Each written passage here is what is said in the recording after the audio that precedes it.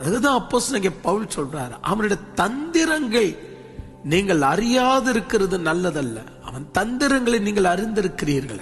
எப்படி எப்படி யார் யாரை எங்கெங்க வீழ்த்த வேண்டும் என்று அவன் தந்திரமா செயல்படுறவன்.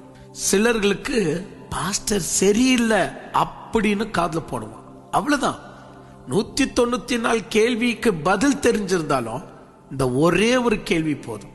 நெக்ஸ்ட் நீங்க சபைக்கு போகாதபடி, நெக்ஸ்ட் நீங்க ஆண்டவரிடத்துல சமாதானமா இருக்காதபடி உங்களை முற்றிலுமாக குழப்பி விடுமா.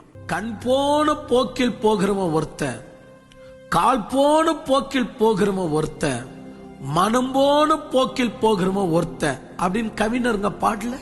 ஒரு கவிஞனுக்கு இந்த புத்தி இருக்கு.